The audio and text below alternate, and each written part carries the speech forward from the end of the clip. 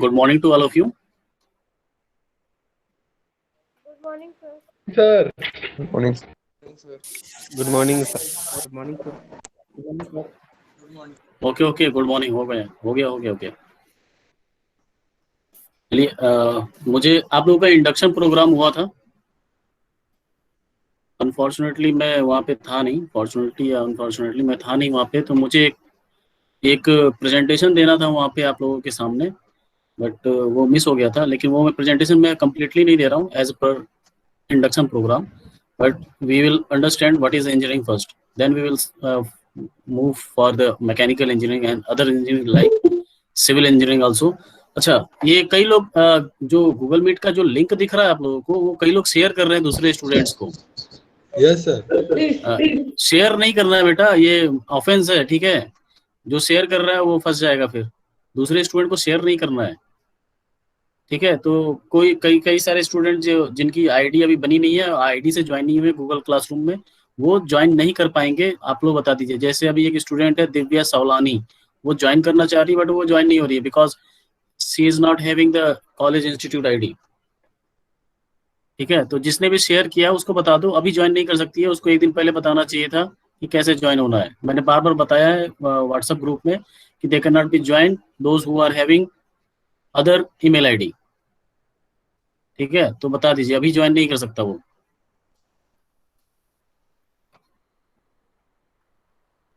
Okay, चलिए start करते हैं। अभी तक आप लोग एक सेमेस्टर तो हो चुका है आप लोगों का, तो you will be better known about what is engineering. आप लोग जान चुके होंगे इंजीनियरिंग क्या है, या फिर अभी जानना है? थोड़ा बहुत तो जानना होगा। अभी मुझे लगता है कि आपको जानना जरूरी है, क्योंकि मैंने जो एक्सपीरियंस किया है, फाइनल ईयर तक के स्टूडेंट्स को नहीं पता है what is engineering, what is the engineers, what are the responsibility of the engineers. अभी कई लोग समझ नहीं पाए।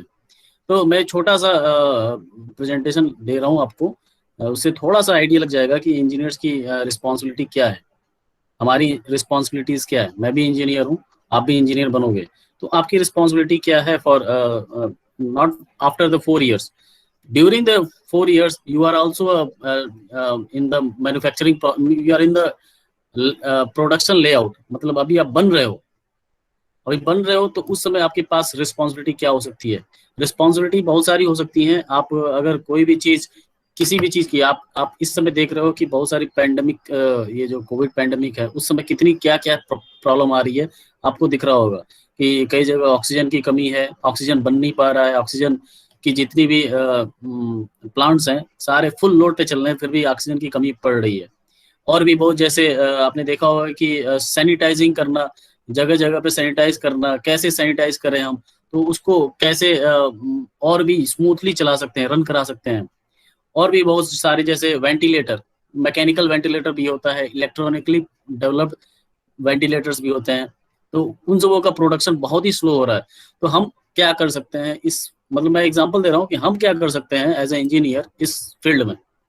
तो इस तरह से हमको सोचना स्टार्ट करना होगा, ठीक है। तो उसके लिए मैं एक छोटा सा एग्जांपल और थोड़ा आपको दिखाना चाहता हूँ कि how to start, how engineers works, how what is engineers responsibilities, why engineering is required for every household, every person on the earth, क्यों जरूरत है।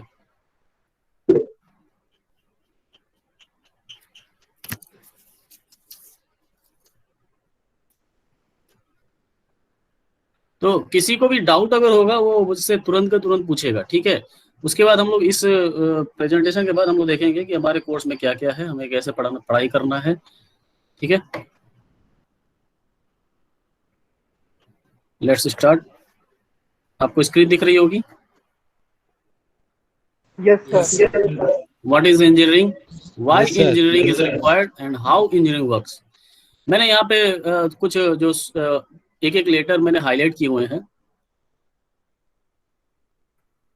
और लेटर नहीं, एक्चुअल में ये वर्ड को ध्यान देना है, व्हाट, व्हाई एंड हाउ। एक इंजीनियर के पास ये तीनों क्वेश्चन के आंसर होने चाहिए। ये क्वेश्चन नहीं, मैं किसी भी कोई भी मशीन, अगर कोई मशीन है, कोई कंपोनेंट है, कोई डिवाइस है, तो वो डिवाइस क्या है, वो डिवाइस क्यों है, और ये डिवाइस काम कैसे करता है। इस पे हमको ध्यान देना है। अगर हमने इस चीजों पे ध्यान देना स्टार्ट कर दिया तो आपके बहुत सारे जो आप, जैसे मैं किसी भी एग्जांपल कोई भी चीज की बात करूं मैं इंजीनियरिंग फील्ड में, तो आपके एग्जाम में भी कुछ भी आता है कि how this mechanical engines are working. तो अगर आपने इन तीनों के बारे में जान गया है, आप अपने पढ़ाई के टाइम पे सोच लिया है कि what is this engine, why this engine is required and how this engine works, ये अगर ये तीन चीजें आप जानते हो तो आप किसी भी एग्जाम में आप लिख सकते हो, एटलीस्ट इतना इन तीनों का आंसर दे सकते हो उस पर्टिकुलर डिवाइस के लिए। तो आपके पास अगर आपको अगर इंजीनियर बनना है तो एक्चुअल में जो आपको अंदर से फीलिंग लाए कि मैं इंजीनियर हूं, तो you should have the answer of this questions. What is engineering, why engineering is required and how engineering works. Here engineer can be change. Engineering जो वर्ड लिखा हुआ है यहाँ पे, इसको रिप्लेस कर सकते हो आप। कोई डिवाइस है, कोई मशीन है, उससे आप रिप्लेस कर सकते हो। ठीक है, तो let's start. What is engineering? First of all we have to know what is engineers. तो उसके लिए मैं कुछ ग्लिम्स से दिखा रहा हूँ। So this is not actual, this is cartoon pictures. So let's see. जैसे मान लो एरोप्लेन नहीं होता, so how the passengers will travel from one distance to another distance which is far away from yours, and within seconds you need to travel using these type of, no, ये possible नहीं है। ये दिखाया जा रहा है कि ये पॉसिबल है क्या। पायलट की हालत देखो, see the condition of pilot. So it is not possible, means if engineer will not be there, then this is not possible. To take a flight from one location, India to America, you cannot travel within some 2 to 3 hours. You have 8 to 10 hours. You cannot travel fastly. So this is not possible. ये cartoon ये बता रहा है कि ये possible नहीं है। ठीक है, ये नहीं कि ऐसा होता था जब इंजीनियर्स नहीं थे। The world without engineers. This is how bridges works. पहले तो था ऐसे ही रस्सी के ब्रिजेस थे, लेकिन they are not durable, they are not reliable. बहुत डर लगता होगा अगर ऐसी ब्रिजेस, अभी भी बहुत सारी ब्रिजेस हैं जो रोप पे चलती हैं। जैसे कई सारे, जैसे ऋषिकेश में आप अगर सर्च आउट करोगे तो वहां पे आपको पता चलेगा कि कई सारे जो ब्रिजेस हैं अभी भी थ्रेड पे काम कर रही हैं, थ्रेड मैकेनिज्म पे काम कर रही हैं, जो स्टील थ्रेड होती हैं उस पे काम कर रही हैं। तो उस पे भी अभी लोगों को डर तो लगता ही है। ठीक है, क्योंकि रिलायबल नहीं है, ड्यूरेबल नहीं है, लगता है कि कभी भी टूट सकता है। तो that kind of engineers were applying in the field of engineering applications, but now they it has been changed. आपको पता होगा ब्रिजेस अब कैसे बन रही हैं। What will be the condition of mobile phones and telephones? This is not possible, right?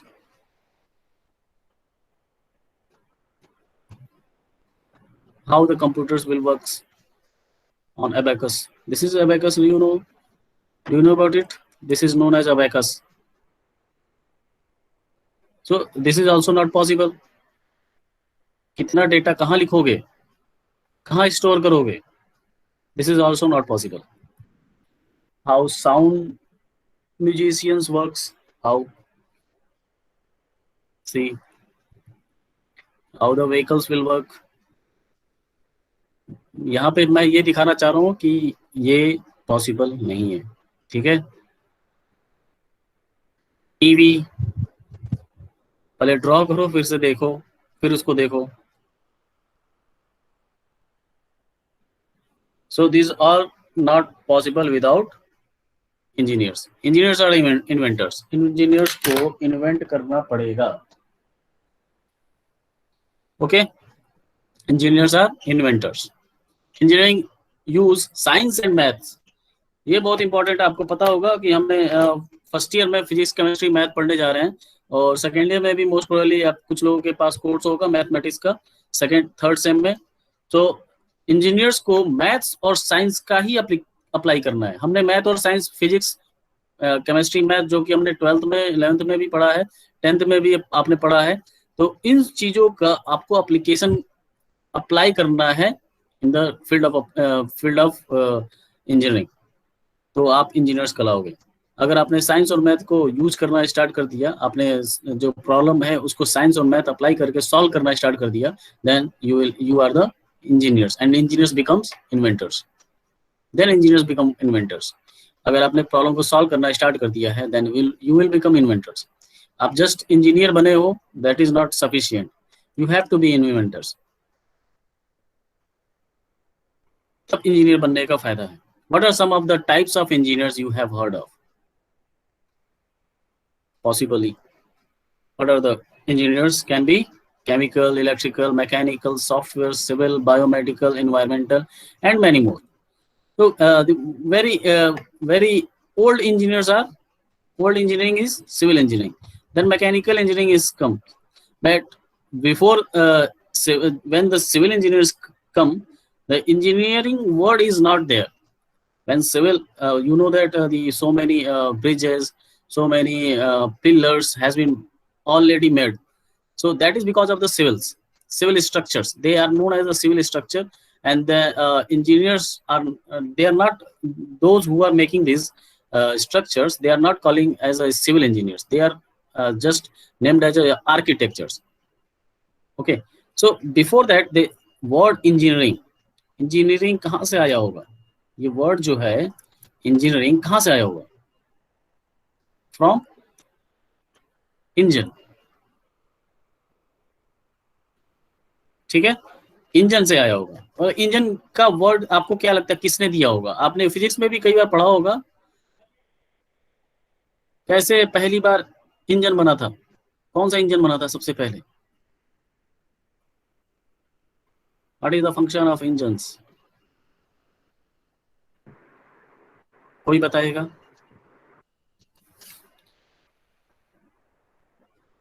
कब आया ये इंजन का वर्ड? आपने सुना होगा स्टीम इंजन। स्टीम इंजन किसने बनाया था सबसे पहले? स्टीम इंजन किसने बनाया था? James Watt.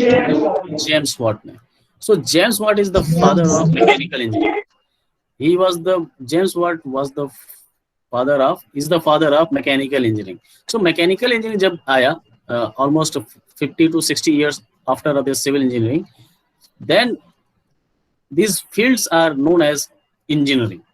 Means when the engines works, that type of phenomena is known as engineering. So that engineering comes with the mechanical, so it is known as the mechanical engineering. And before we know that the civil structures were made by the architectures, then architecture becomes civil engineers, and the phenomena is that study is known as the civil engineering.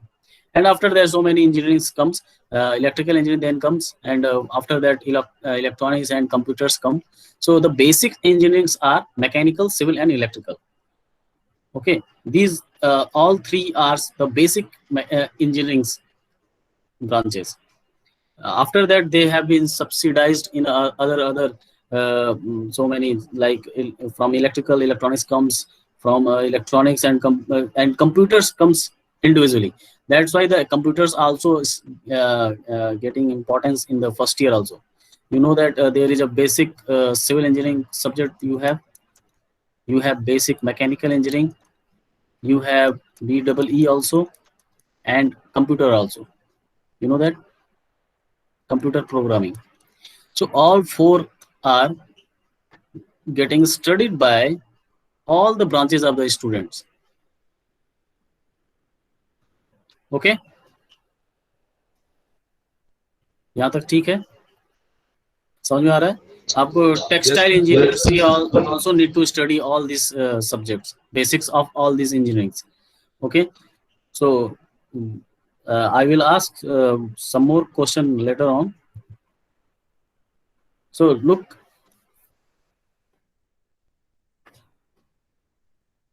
around you. Virtually every man-made contraption you see was conceived of and created by an engineers. Now let's take a look at some real life engineers and what they are working on right now. How the engineers are working on a real life problems. First of all, the separating oil from the waters. Separating oils means whenever the oil from the ocean, the oil is taking out, then there is a possibility of oil spilling. when oil is spilled over the surface of the water, then it is very there is impossibility of for the whatever the means whatever the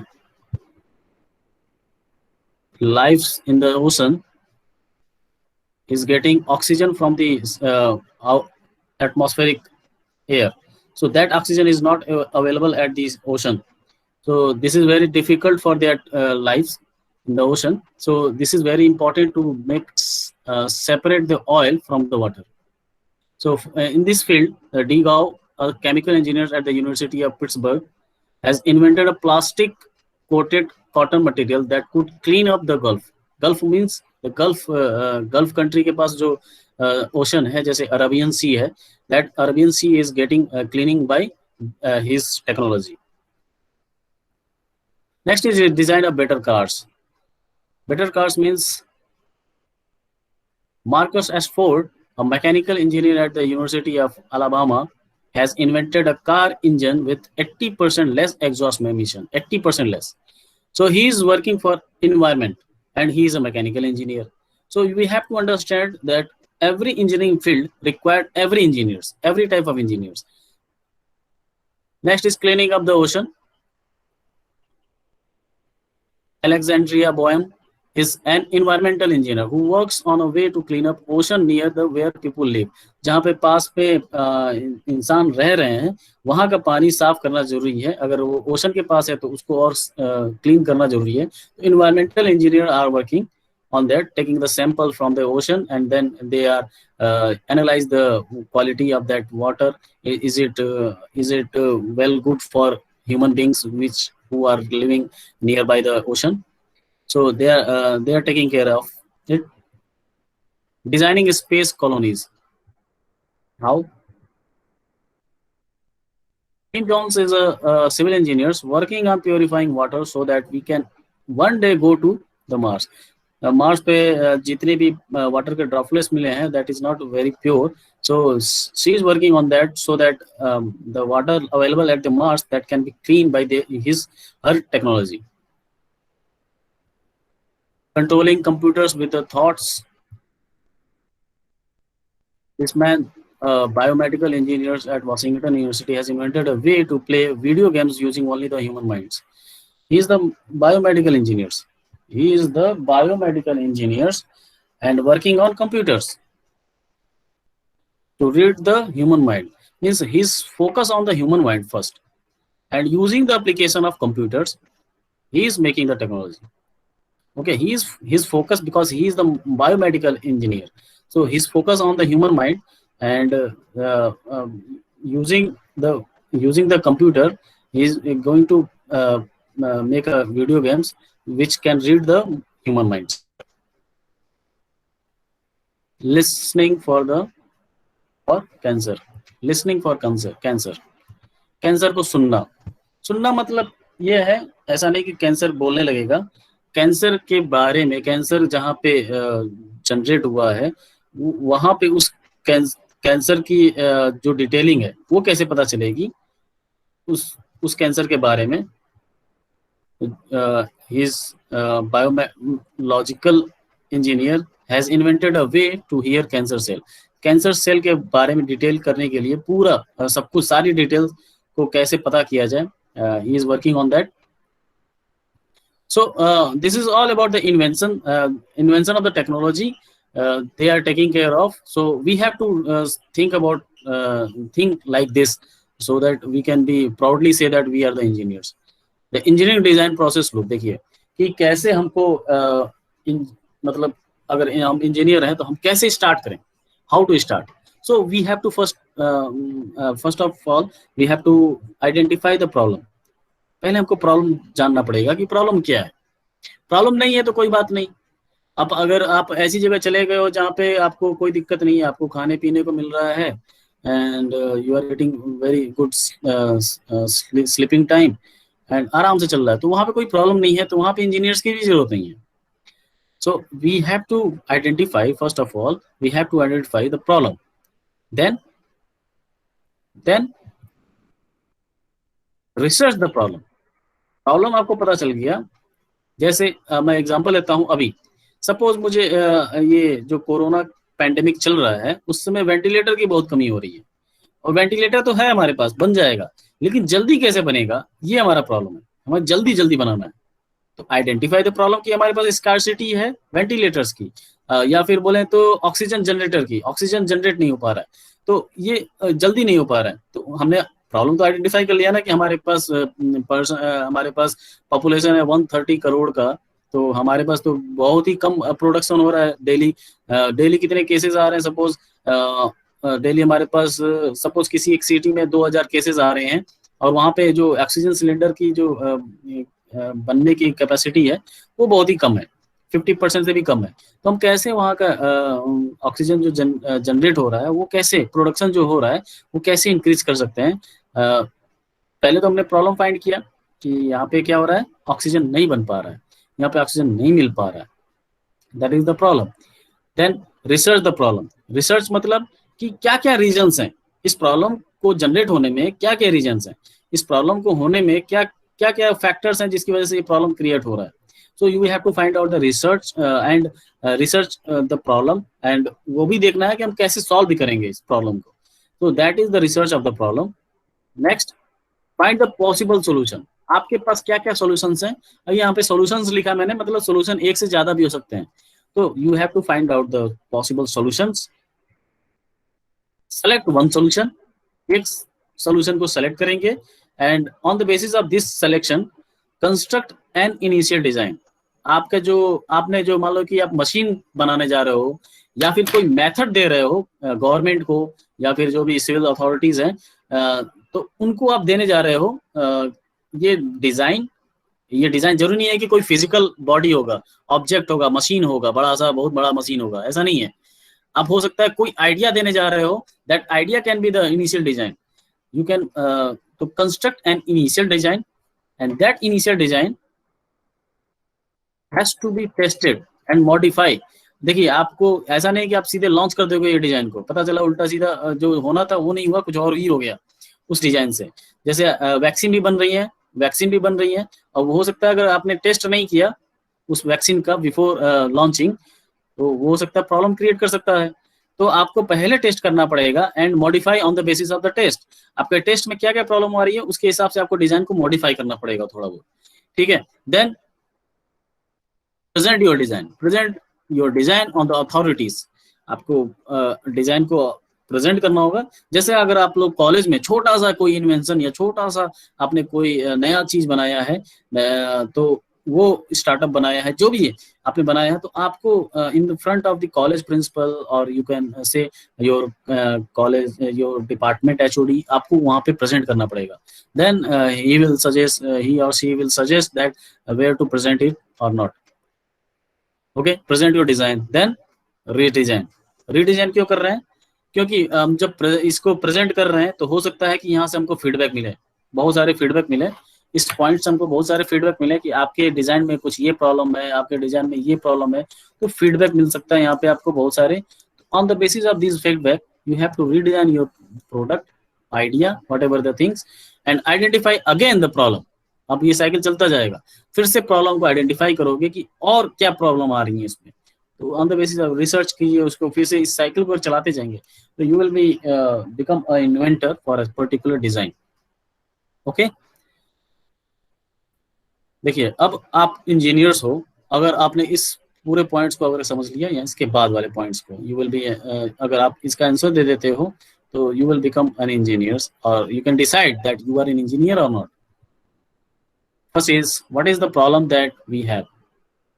आपने अगर problem identify कर लिया तो पहला step complete हो जाएगा कि आपने प्रॉब्लम आइडेंटिफाई कर लिया, और ये प्रॉब्लम सॉल्व नहीं हुआ है अभी तक, कोई सॉल्व नहीं किया है।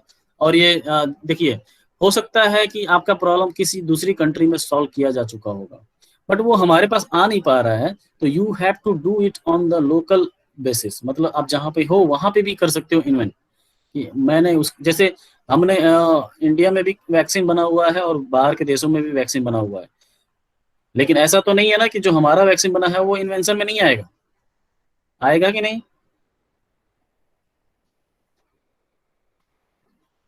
आई एम आस्किंग। आएगा सर। आएगा ना, इन्वेंशन में आएगा। आएगा सर, आएगा। That's it. तो what is the problem that we have, ये आपने आइडेंटिफाई कर लिया। Second, what can you find out about the problem, मतलब रिसर्च, क्या क्या आप इस प्रॉब्लम के बारे में पता किए हो, तो that must be listed out, आपके पास लिस्ट होनी चाहिए। Third is what ideas are there already out there that could help us solve the problem, that could help us solve the problem. Ideas, solution मैंने बताया था, उसके बाद state था कि आप कुछ प्रोबेबल सॉल्यूशन निकालेंगे, नंबर ऑफ सॉल्यूशंस होंगे। But fourth point is why the problem is to be solve, ये भी पॉइंट है कि व्हाई, क्यों हम प्रॉब्लम को सॉल्व करने जा रहे हैं, उससे क्या फायदा होने वाला है, क्या हो जाएगा चेंज। क्या पता ये प्रॉब्लम से किसी को दिक्कत ही ना हो रहा हो, बस आपको पर्टिकुलर दिक्कत हो रही है because of you are travelling. मान लो कि आप सड़क पे जा रहे हो तो कोई प्रॉब्लम क्रिएट हो रही है, और वो सड़क पे कोई जाता ही नहीं है, आप जानबूझ के जा रहे हो, तो वो प्रॉब्लम बन जाएगी। वो तो आप उस सड़क से मत जाओ, प्रॉब्लम सॉल्व। तो जरूरी नहीं है, तो why the problem is to be solve, ये प्रॉब्लम सॉल्व करना जरूरी है क्या, बहुत ज्यादा जरूरी है, क्यों है जरूरी। Fifth is how can you see those idea to determine the solution, ये सब आप कैसे देख रहे हो सॉल्यूशन, मतलब वही जो फोर्थ पॉइंट है उसी से रिलेटेड है, how can you use those ideas. आपने आइडियाज को जो आपने क्रिएट किया जो थर्ड पॉइंट में है, that idea is going to be solve your problem, how. Sixth is what would your design look like, आपका डिजाइन जो होगा कैसा होगा, वो फिजिकल प्रोडक्ट होगा या कोई आइडिया होगा या कोई फ्लो चार्ट होगा, मेथोडोलॉजी होगी, कोई मेथड होगा जो आप सजेस्ट करने जा रहे हो गवर्नमेंट को या फिर हायर अथॉरिटीज को जो इम्प्लीमेंट करेंगे इस आपके इस डिजाइन को या फिर इस प्रोडक्ट को, ठीक है। Seventh is build and test it, आपको मैं बताया कि जैसे आपने बनाया, जैसे लुक लाइक जैसा भी दिख रहा है आपको टेस्ट करना पड़ेगा, डज योर डिजाइन वर्क, आपका काम कर रहा है कि नहीं कर रहा है, तब आप जाओगे चेक करवाओगे, so others. And ninth is make it better on the basis of the feedbacks given by the others.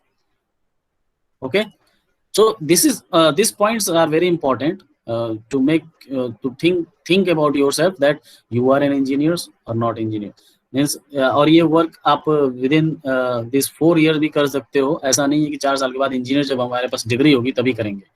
तो you can start and think like this कि आपके पास बहुत सारी प्रॉब्लम है, ऐसा नहीं है कि हम लोग बहुत ही इजीली लाइफ मतलब हम लोग कंप्लीट वो करते जा रहे हैं, इजीली लाइफ जी रहे हैं, बहुत आराम से जी रहे हैं, ऐसा नहीं है। आसपास आप तो देखेंगे बहुत सारी प्रॉब्लम्स हैं जो कि गवर्नमेंट भी नहीं दे सकती है, हमें आप उसको सॉल्व करना पड़ेगा। बीइंग एन इंजीनियर हमें रिस्पॉन्सिबिलिटी लेनी पड़ेगी, हमें सोचना पड़ेगा, बहुत ही छोटे छोटे प्रॉब्लम। मैं एक बहुत ही छोटे से प्रॉब्लम का एग्जाम्पल्स देता हूँ, देखिए मैं छोटे से बहुत ही छोटा सा प्रॉब्लम है, आपको अगर मैं दिख रहा हूँ क्या, Yes, sir. Yes, sir. देखिए आपको ये पेन दिख रहा है, Yes, sir. Yes, sir. Yes, sir. तो ये एक पेन टाइप का पेन है, इसका जो टिप है वो निकल सकता है, ठीक है। पेन दिख रहा है क्लियरली, पेन का टिप दिख रहा है, Yes, sir.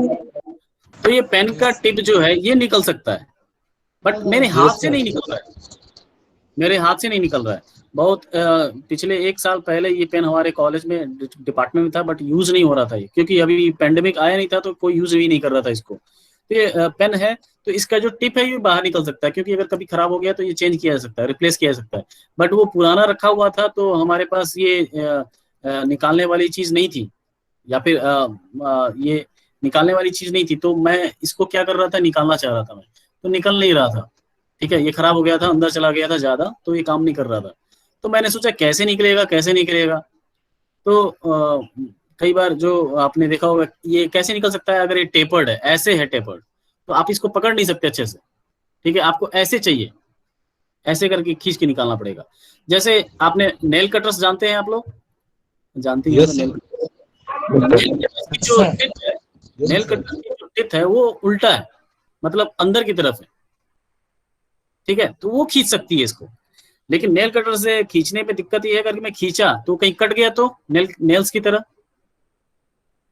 ठीक है। तो ये मैंने बाद में देखा कि एक पेटेंट है चाइनीज कंपनी का, जिसने उसने ऐसा बनाया रिंग जैसा,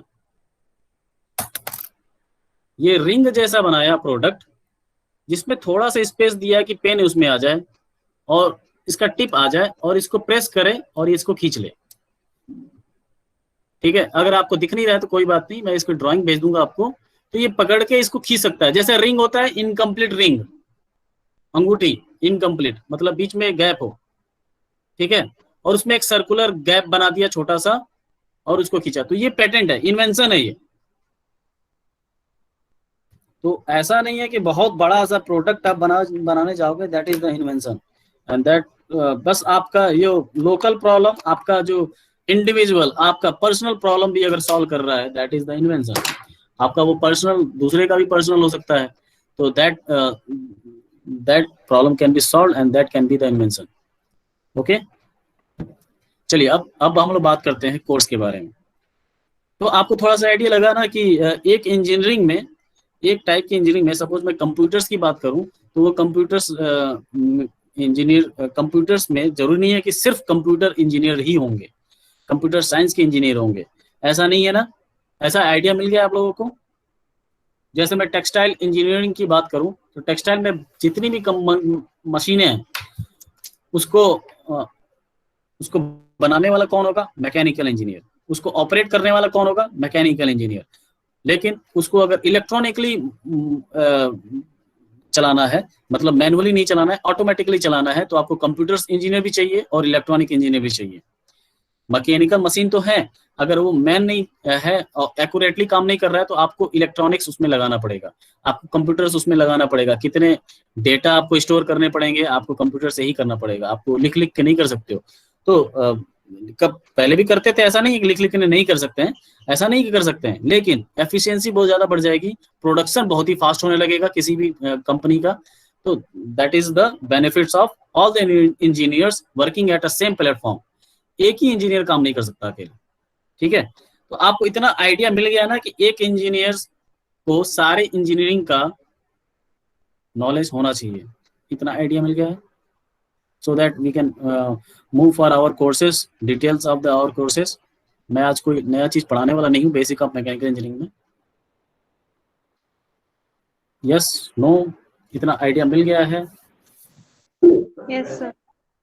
अच्छा, सर मैं जब कुछ पूछ रहा हूँ तो प्लीज बताइए। कई लोग यहाँ पे अपने कॉलेज में स्टूडेंट्स की आदत ये है कि हम मतलब शर्म भी आती है, डर भी लगता है कि वो कहने लगेंगे बहुत यस यस बोल रहे हैं लोग। ऐसा ऐसा हमको ऐसी थिंकिंग हमारे अंदर नहीं आनी चाहिए, बहुत सारे लोगों के अंदर में आ रही है, मैं देख रहा हूँ।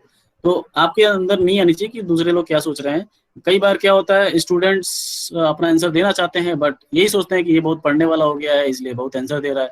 तो इस तरह की थिंकिंग है अपने कॉलेज में नहीं, बहुत सारी जगह पे है, ऐसी बात नहीं है, सारे स्टूडेंट्स के अंदर है ऐसा। लेकिन ऐसा नहीं सोचना है, ठीक है, दूसरे बारे में नहीं सोचना है। If you are giving the right answer then दूसरे स्टूडेंट को लगेगा कि वही सिर्फ वही आंसर देगा क्या, मैं भी दूंगा, तो अगले दिन वो भी आंसर देना स्टार्ट कर देगा। तो आप ये नहीं सोचें कि मैं आंसर दूंगा तो कोई बोलेगा अरे बहुत पढ़ने वाला हो गया है, पढ़ने वाली हो गई है, ये सब नहीं सोचना है।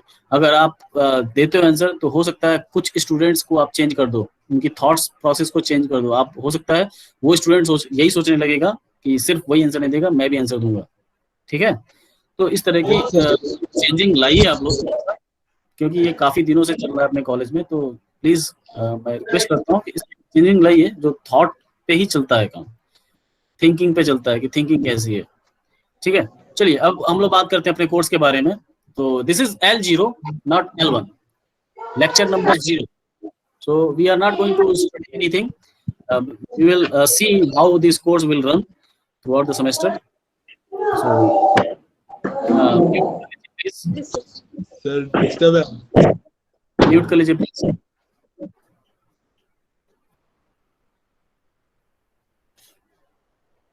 Introduction to the course syllabus है जो मैं अभी शेयर करने वाला हूँ आफ्टर दिस क्लास। कुछ आप अगर पुराने कहीं किसी को सिलेबस मिल गया होगा तो गलत हो जाएगा, क्योंकि कुछ पार्ट्स हैं जो कोविड पैंडेमिक में हटा दिए गए थे, तो उसको मैंने क्रॉस किया हुआ है। दिख रहा होगा आपको,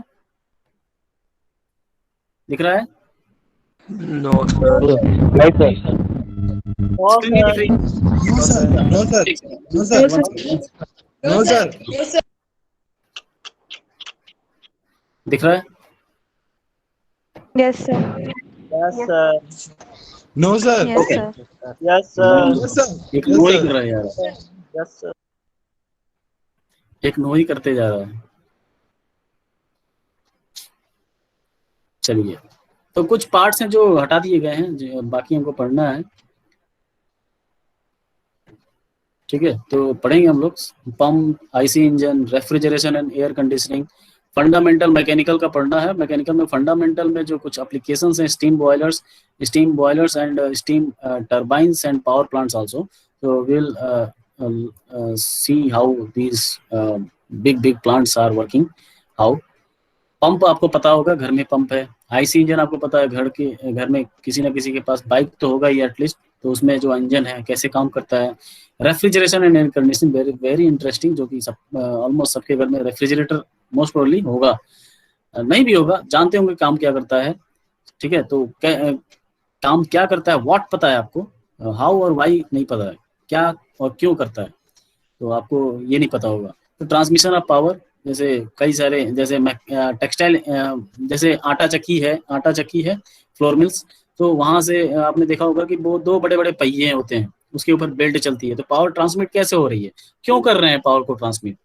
ठीक है, तो आप ध्यान रखिएगा, WWH, that is what, why and how, ये तीन चीज पे ध्यान देना है आपको। ये मैं अभी इस कोर्स के लिए सिर्फ नहीं बोल रहा हूँ, बाकी सारे आगे आगे सब चीजों के लिए बोल रहा हूँ मैं। सारे आगे जितने भी आपकी कोर्सेज आएंगी, जितने भी आपके पास एप्लीकेशन दिखाई देगा ऑन द रोड, स्ट्रीट, आप कहीं भी देखोगे, आपको आपको ये थॉट में लाना है कि मैं इसके बारे में क्या जानता हूँ, इसके बारे में कैसे ये काम करता है, ये क्यों काम करता है, तो ये सब के बारे में आपको जानना जरूरी है। ठीक है, लास्ट है primary manufacturing process, and this is not last, fifth one in the primary manufacturing process. कैसे कैसे प्रोडक्ट को बनाया जाता है, कौन कौन से प्रोसेस होती हैं, कैसे जोड़ा जाता है दो ऑब्जेक्ट को, ब्रेजिंग, सोल्डरिंग, वेल्डिंग, कैसे उसको जॉइंट बनाया जाता है। Sixth is engineering materials, heat treatment process, introduction to various engineering materials and heat treatment and mechanical properties of the materials. Mechanical की स्ट्रेंथ क्या होती है, मैकेनिकल जैसे आपको, जैसे हमारे पास मोबाइल फोन है, उसके ऊपर गोरिल्ला ग्लास लगा होता है, तो उस गोरिल्ला ग्लास में ऐसा क्या है, वो क्यों है और कैसे बनाया जाता है, ये सब चीजें जानना जरूरी है। क्या है गोरिल्ला ग्लास, क्या है, क्या करता है, कुछ कोई बताएगा, कोई एक person. Protect our screen. Sir, mobile screen को protect करता है. अच्छा, मैं नाम दे रहा हूँ, वो बताएगा। यश गुप्ता। सर, मोबाइल के स्क्रीन को प्रोटेक्ट करता है। तो प्लास्टिक लगा देते उस पे यार, वो तो सबसे प्लास्टिक ऊपर है, कवर, सबसे अलग अलग। क्या प्लास्टिक नहीं, वो जो पॉलीथीन आती है उसी से कवर कर लेते हैं, क्या क्या दिक्कत है। मजबूत नहीं होती ना सर इतनी वो। अच्छा, मजबूत नहीं होती है, तो वो टूटता नहीं है क्या, वो गोरिल्ला ग्लास टूट तो जाता है, एक बार में गिरने पे टूट जाता है वो हाइट के ऊपर रहता है ना, कहाँ से अपन गिरा रहे हैं उसको। नहीं, वो बहुत ही जल्दी टूट जाता है। अगर आप कभी गोरिल्ला ग्लास बाहर निकला हुआ हो, आप थोड़ा भी आप उसको फोल्ड करेंगे तो तुरंत टूटना, ब्रेकिंग स्टार्ट हो जाती है। वो ग्लास ही क्यों बोल रहे हैं उसको, ग्लास क्यों बोल रहे हैं उसको, ग्लास बहुत ही ज्यादा ब्रिटल होता है। आप अगर हिंदी मीडियम वाले, जैसे भंगूर बोलते हैं उसको, जैसे चौक की प्रॉपर्टी है, चौक की। ठीक है, तो वो बहुत ही जल्दी ब्रेक होने लगता है। क्यों हो रहा है और क्यों उसको ब्रेक करना चाह रहे हैं, देखिए, जब भी गिरता है तो एक एनर्जी उसको मिलती है, मोबाइल फोन को एनर्जी मिलती है ना, इम्पैक्ट एनर्जी। वो एनर्जी क्या है, वो तोड़ना चाहती है सरफेस को। तो सरफेस पे क्या है, गोरिल्ला ग्लास है, तो पूरी जो एनर्जी है उस गोरिल्ला ग्लास में चली जाती है उसको तोड़ने के में। ठीक है, तो बाकी जो एनर्जी बची ही नहीं जो उस मोबाइल फोन के ग्लास को तोड़ सके, सारी एनर्जी कहाँ चली गई, सरफेस के ग्लास पे, जो गोरिल्ला ग्लास आपने लगाया, वो बहुत ही जल्दी टूट जाता है।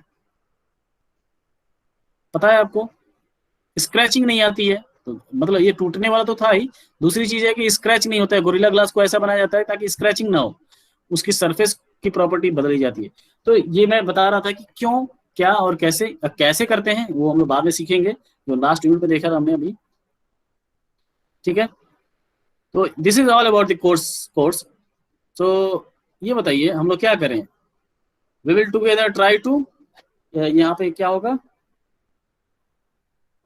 इस फिलिंग द गैप्स में क्या होगा, try to Complete. Complete, Understand. Understand, Complete. learn, cover, कई लोग कहते हैं cover the course, cover the syllabus, Knowledge gain. Cover होगा Explore. एक्सप्लोर, वाओ, अनकवर, हम इसको अनकवर करेंगे। अभी ये कवर्ड है, पूरी तरह से कवर्ड है, हमको कुछ पता ही नहीं है इसके बारे में। कई सारे टॉपिक्स हैं जो हमको पता ही नहीं है, बस पता है कुछ नाम सुना सुना लग रहा है, ठीक है। क्या क्या आपको पता होगा, व्हाट पता होगा, बट वाई और हाउ नहीं पता है, वही जानना है। तो उसके लिए हमको इस कोर्स को अनकवर करना है, कवर नहीं करना है। बहुत सारे अभी हमारे पास बहुत दिनों से चल रहा है कि हम कोर्स को कवर करें, कोर्स को कवर नहीं हो रहा है, कवर नहीं हो रहा है, कवर नहीं करना है, उसको अनकवर करना है, ठीक है, अनकवर करना है। असेसमेंट, कैसे मार्क्स मिलेंगे आपको बीएमई में? इंटरनल आपके 30 मार्क्स का है, एक्सटर्नल आपके 70 मार्क्स के हैं, टोटल 100 मार्क्स। तो internal assessment that will be provided by the college means course coordinator, मेरे द्वारा दिया जाएगा ये 30 नंबर मार्क्स। वो 30 नंबर मार्क्स में क्या क्या है? MT1 मिड टर्म 1 12 मार्क्स का है, मिड टर्म 2 12 मार्क्स का है। अब देखिए असाइनमेंट है, 3 असाइनमेंट है, हर 2 यूनिट खत्म होते ही एक असाइनमेंट होगा।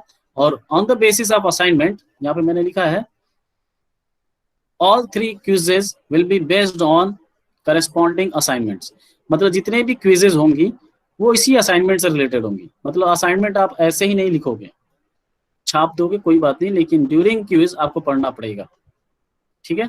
वैसे Q2 जो होगा on the basis of A2, Q3 जो होगा on the basis of A3। Total हमारे पास 6 यूनिट्स हैं और 3 असाइनमेंट्स हैं। तो हर 2 यूनिट के बाद इसमें पहला और दूसरा यूनिट आएगा, इसमें तीसरा और चौथा यूनिट आएगा, इसमें 5वां और 6ठा यूनिट आएगा, ठीक है। तो आप नंबर देखेंगे, mid term 1 12 number, mid term 2 12 number, 2 कितना हो गया ये 12, टोटल नंबर कितना हो गया 36। टोटल कितने का है इंटरनल? 36 कैसे हो गया? मैं आपको टॉलरेंस दे रहा हूं कि अगर आप 36 में भी 30 लाते हो तो आपको 30 में 30 मिलेगा। आ रही बात समझ में? तो इम्प्रूवमेंट इसमें इंक्लूडेड है। जो कई लोग कहते हैं ना सर इम्प्रूव करना चाहते हैं, मार्क्स इम्प्रूव करना चाहते हैं, यही है इम्प्रूवमेंट। तो 36 नंबर में अगर आप 36 नंबर भी लाते हो तो आपको 30 ही मिलेगा, 30 में 30 ही मिलेगा। लेकिन अगर आप 36 में 30 मार्क्स लाते हो तो भी आपको 30 में ही 30 मिलेगा, ठीक है। तो मैं आप 6 मार्क्स का इंप्रूवमेंट दे रहा हूं, अगर आप पा सकते हो तो पा जाना, ठीक है। Next is any unfair means cheating, disobeying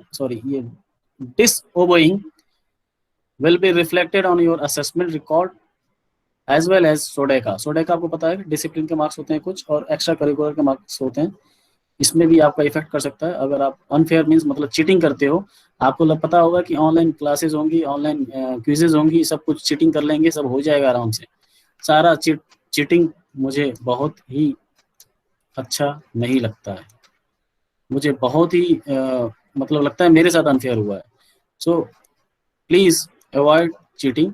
आप अगर अपनी कॉपी में 4 पेज का आंसर है, अगर आप 1 पेज भी लिखते हो ईमानदारी से, तो आपका हो सकता है कि आपके जो मार्क्स हैं 30 में 30 मिल जाए। मैं आपको मौका दूंगा बार बार, ठीक है, आपको 30 में 30 मार्क्स मिल सकता है। लेकिन अगर आप 4 पेज लिख दिए और 1 पेज आपने चीटिंग करके लिखा है, तो वो पूरे मेरे माइंड में आ जाएगा कि this is unfair to me, this is unfair made by you to मी।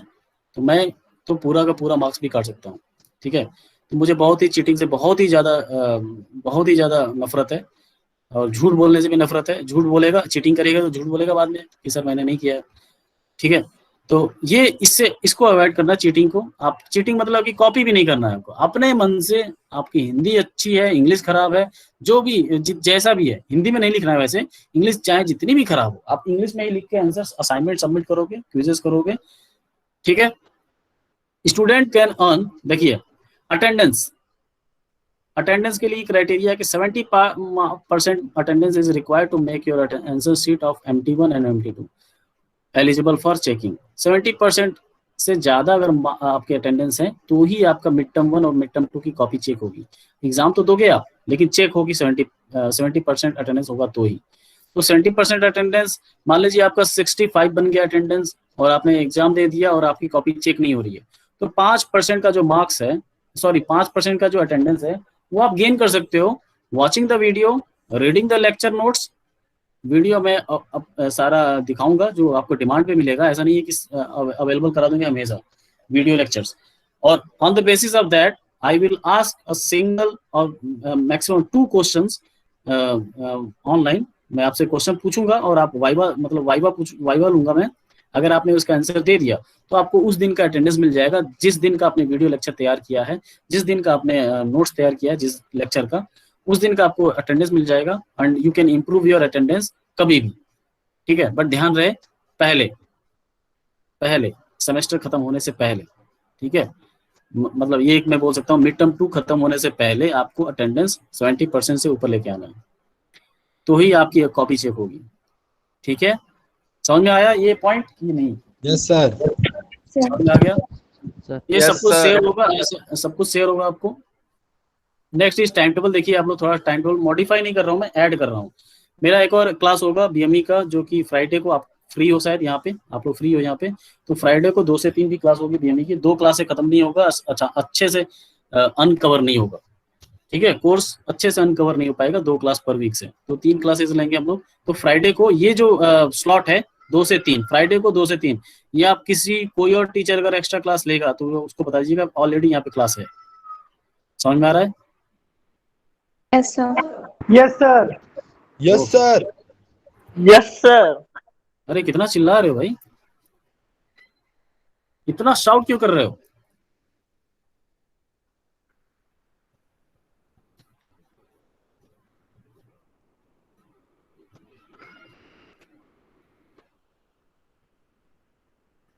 ये है course outcome of the course exit survey. ये at the end of the semester, end of the semester कह रहा हूँ मैं, हर एक यूनिट के बाद आपको मार्क्स देने होंगे। सब्जेक्ट को, यूनिट को आपको मार्क्स देने होंगे कि आपने मैंने तो पढ़ा दिया, आपने कितना मार्क्स दिया इसको अंडरस्टैंडिंग के बेसिस पे। 5 में कितना मार्क्स दोगे आप, तो वही CO1 कोर्स आउटकम बोलते हैं। यूनिट 1 से आपने क्या सीखा, to understand fundamental of mechanical engineer with various applications as power plants, steam boilers etcetera. तो इन सब चीजों को पढ़ने से आपको क्या मिला? एक मिनट, एक इंपॉर्टेंट कॉल आ रहा है। मैं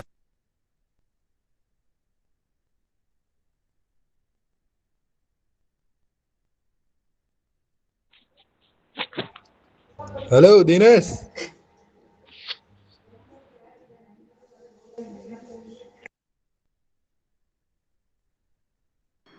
लेक्चर रिकॉर्डेड है यार। Hello, lectures are getting recorded. Hello, सुनाई दे रहा है?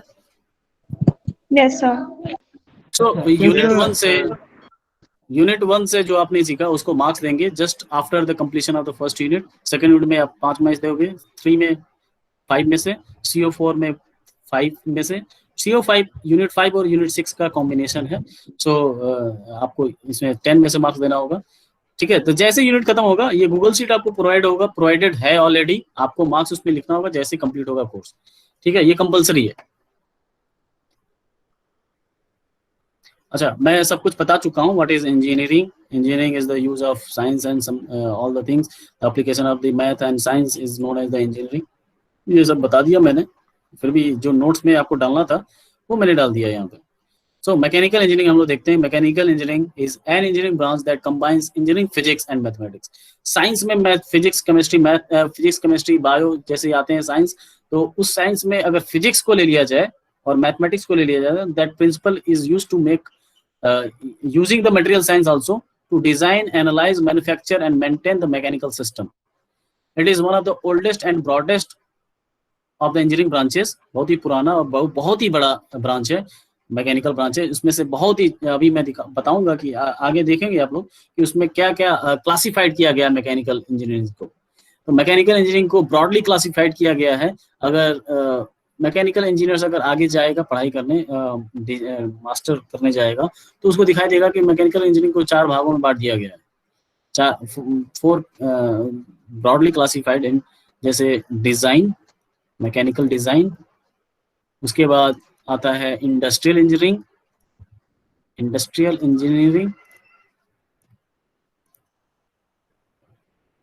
And third is production engineering, and fourth is thermal engineering. तो ये बहुत ही ब्रॉडली क्लासिफाइड किया गया, तो बहुत ही बड़ा है। अभी इसमें डिजाइन में भी बहुत सारे क्लासिफिकेशन हो जाएंगी, बहुत सारी हो जाएंगी, इंडस्ट्रियल में भी बहुत सारी हो जाएंगी।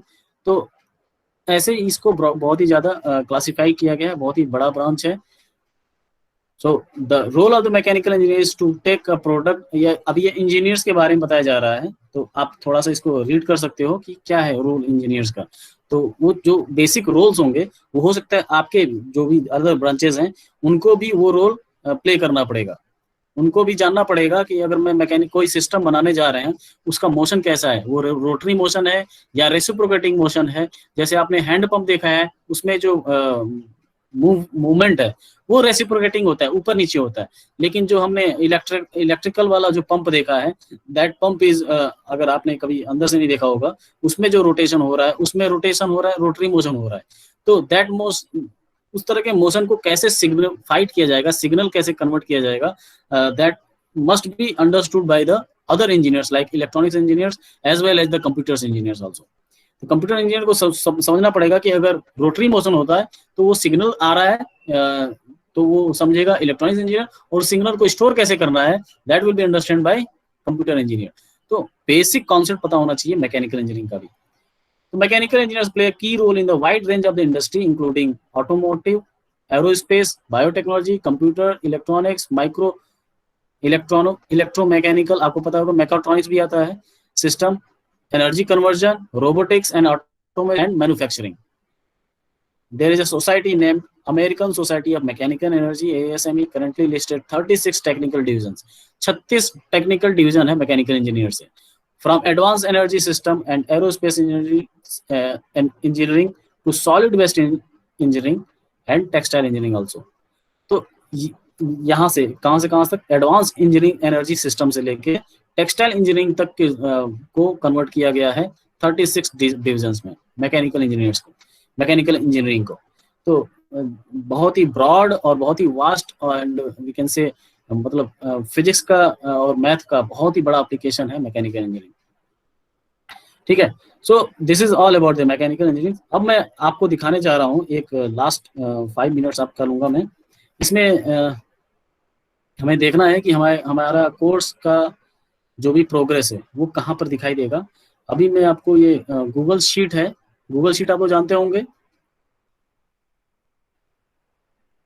Google sheet. Yes sir. तो गूगल शीट का जो लिंक है वो मैं अभी गूगल क्लासरूम में just after this class share करने वाला हूँ। तो ये लिखा हुआ है बीएमई कोर्स 2021 इवेंट सेमेस्टर, इसके नाम से गूगल शीट होगा। अब आपको देखिए नीचे दिखेगा गूगल शीट, यहाँ पे ऑल लेक्चर डिटेल्स ये रहा। लेक्चर जो पहला है इंट्रोडक्शन टू सब्जेक्ट L0 26 अप्रैल को स्टार्ट हुआ है, और यहाँ पे वीडियो जब अपलोड होगा उसका डेट आ जाएगा, वीडियो कब अपलोड होगा। और वीडियो सबको अवेलेबल नहीं होगा, डिमांड पे होगा, जो मांगेगा उसको दिया जाएगा। अदरवाइज आप लोग क्या करोगे, वीडियो डिपेंडेबल हो जाओगे और जो ड्यूरिंग क्लास जो लेक्चर चलेगा उस पर ध्यान नहीं दोगे। तो वीडियो लेक्चर के जो लिंक है, वीडियो आपको मिलेगा, वो डिमांड पे होगा। स्टूडेंट मुझे बोलेंगे तो मैं उसके लिए अवेलेबल करूंगा, सिर्फ सबके लिए अवेलेबल नहीं होगा। जो स्टूडेंट बोलेगा उसकी ईमेल आईडी से ही वो खुल सकता है। ठीक है, और ये आपका वीडियो, जो सारे वीडियो यहाँ पे आपको दिखाई देंगे। जैसे ये फोल्डर है, आप ओपन करेंगे सारे वीडियो यहाँ दिखाई देंगे। अभी कोई वीडियो नहीं है यहाँ पे, तो यहाँ पे वीडियो नहीं दिख रहा है, यहाँ पे वीडियो ओपन होगा, आपके ईमेल आईडी से खोलोगे तभी दिखेगा। ठीक है, तो ये लेक्चर के डिटेल्स होंगे। अब ये लेक्चर के डिटेल्स ऐसे क्यों होंगे और इसका क्या फायदा अभी दिखेगा। आपके अटेंडेंस आप ट्रैक कर सकते हो लगातार रोज यहाँ पे। ठीक है, अटेंडेंस आप रोज चेक कर सकते हो यहाँ पे, रोज नहीं, कभी कभी हो सकता है वीकली आए आपका अटेंडेंस। आप तो मैं तो ट्रैक करते जाओगे, 70% बनाना है मिनिमम। नेक्स्ट ये तो सिलेबस है जो मैंने आपको दिखाया है। असेसमेंट प्लान ये भी दिखा चुका हूं मैं। टाइम टेबल आप देख सकते हो बार बार। फैकल्टी कब फ्री है, तो फैकल्टी कब फ्री है तो उस समय आप डाउट सेशन रख सकते हो। Student details, this is all about and CES. CES ये आपको मैंने अभी बताया, कोर्स एग्जिट सर्वे। जब भी यूनिट खत्म होगा आप इसमें से मार्क्स दोगे अपने नाम के आगे, ठीक है। ओके तो सर। मैं ये शेयर करने जा रहा हूं अभी, ताकि आप लोग देखिए किसका नाम इसमें नहीं है, इस लिस्ट में किसका नाम नहीं है। मैं अभी शेयर करने जा रहा हूं।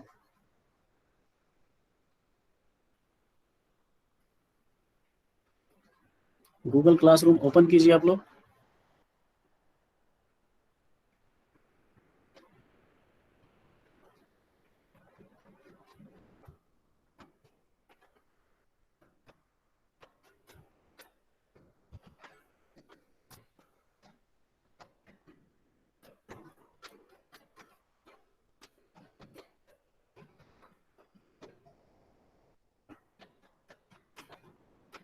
किसका नाम नहीं है इसमें, शेयर कर दिया है मैंने, आप लोग चेक कीजिए क्लासरूम में आया है।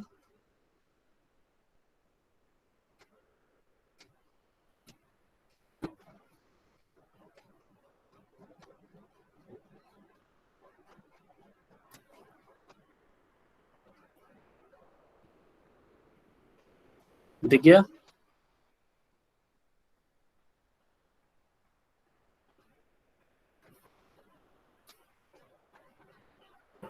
Sir Yes, sir. ओपन नहीं होता है। ओपन नहीं हो रहा है? हाँ सर। सर रिक्वेस्ट सर मांग रहा रिक्वेस्ट किया है, आपको एक्सेप्ट करना रिक्वेस्ट किया पड़ेगा। है। वन सर सेकंड, रिक्वेस्ट मांग रहा हूँ। 1 second. Okay sir. Unable to access. Yes sir, unable to access. क्या ओपन ही नहीं हो रहा है? Yes, sir. सर आपको अलाउ करना पड़ेगा। कर दिया है मैंने, कोई बात नहीं, थोड़ी देर बाद दिख जाएगा, ठीक है। सर हो गया, हो गया। हो गया। देखिए आप लोग किसका नाम नहीं है, एक बार चेक कर लीजिए। जिसका नाम नहीं है please right in the chat box that your name is not visible in the Google sheet, और स्कॉलर आईडी के साथ और ब्रांच नेम के साथ। मैं अटेंडेंस लेने जा रहा हूं।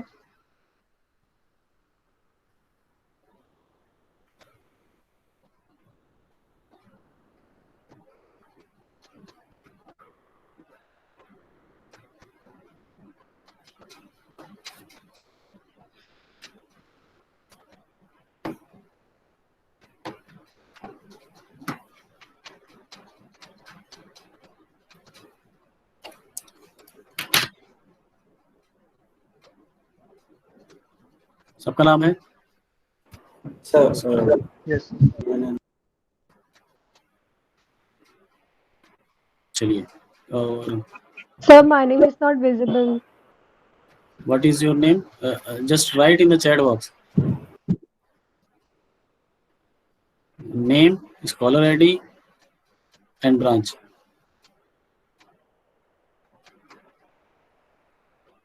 मैं अटेंडेंस ले चुका हूं, तो आप अटेंडेंस देने के लिए कुछ ना लिखें, एक ही बार में मैसेज लिखिए, name, roll number, scholar ID and branch, एक ही मैसेज में लिखिए।